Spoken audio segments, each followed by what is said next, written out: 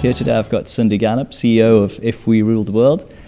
Tell me now, Cindy, you've just come off from speaking on stage. Have you found everything's been going at the Dublin Web Summit? Oh, I'm massively admiring of the Dublin Web Summit. This is a phenomenal event. It's extremely well organised, great speakers, terrific audience, great venue, by the way, and it's in Dublin. Couldn't be better. Tell me a little bit about the Make Love Not Porn website.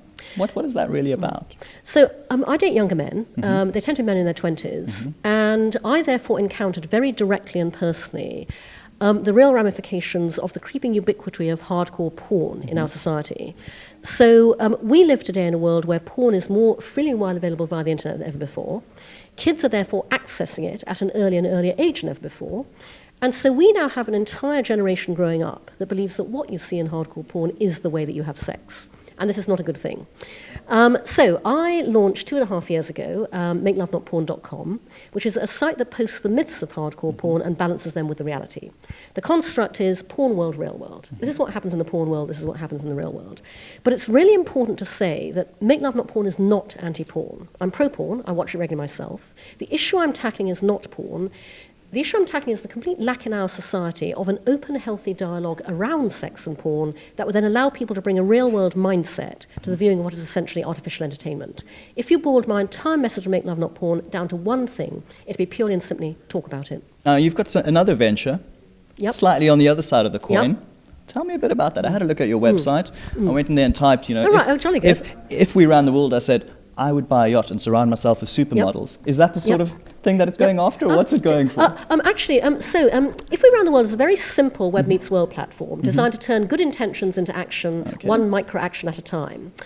And I have a very big ambition for it. If Facebook is the social graph and Twitter is the interest graph, I designed If We Ran the World to be the action graph. But I'm trying to do something much more difficult than Facebook and Twitter, which is get people to do stuff in the real world. So actually it is designed to turn any intention into action, and that intention can be as trivial as you like or as everyday as you like, but it can also be as good as you like, in the sense of, I would love to address this very difficult thing happening in society, and I don't know where to start.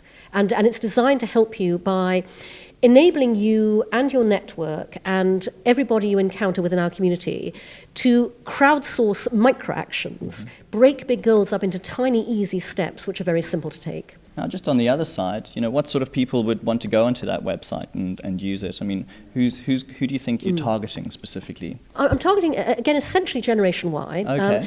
It is absolutely for everybody, but I want to start with the people who really want to change the world, have an impact on things around them, and then bring everybody else with them. Okay. But you really can address a whole range of goals. So, for example, we have one young woman who was a political candidate in Ottawa in Canada. She ran her municipal electoral campaign off If We Ran the World. She created action platforms around things the community wanted to see happen, invited them to microact with her in order to get her elected. At the other end of the spectrum, I noticed that one woman entered, if I ran the world, I would become a stripper.